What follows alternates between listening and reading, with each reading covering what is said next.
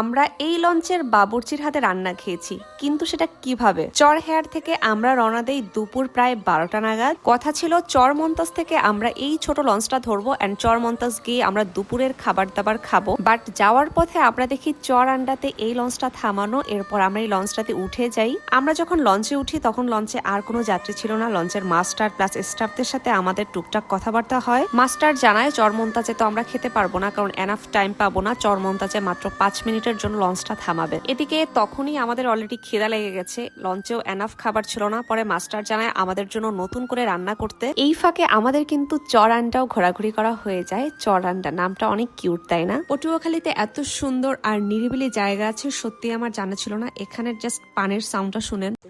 এবার খাবারে ফেরত আসি। মেনুতে ছিল ডিম ভুনা আর ট্যাংরা মাছের ঝোল। বিশ্বাস করেন রাসেল ভাই, এই বছরে এর থেকে মজার খাবার আমি আর খাইনি। আর এভাবে অপরিচিত কোনো মানুষের অতিথি হয়ে প্রথমবারই খাবার খেয়েছি আমি। জানি না কে কিভাবে বরিশাল্লাদের চিনে, বাট আমি বরিশাল্লাদের চিনি যারা মানুষকে আপ্যায়ন করতে পারে, ক্ষুধার্ত মানুষকে খাবার দিতে পারে। আর দিন শেষে ওই ভালো মানুষগুলির বদনামি সবাই করবে, কারণ এটাই দুনিয়ার নিয়ম। লঞ্চের ছাদে সবাই মিলে এত মজার খাবার খাওয়ার এক্সপিরিয়েন্সটা ছিল অন্যরকম। খাওয়ার পরপরই আমরা চলে যাই বড় ছাদে, আর এত সুন্দর ভিউয়ের সাথে এক কাপ চা না খেলেই না। আমি তো পাক্কা চাখর। এরপর আমি আরো চা নিয়েছি। বিকেলের এই সুন্দর সানসেট ভিউ, দুই সাইডে ম্যানগ্রোভ বন, ঠিক যেন সুন্দরবনের মাঝ দিয়ে আমরা যাচ্ছি। জীবনে একবার হলেও সোনারচরের দিকটায় ঘুরতে যাবেন। বাংলাদেশের এই আনসিন বিউটি আপনাকে মুগ্ধ করবেই।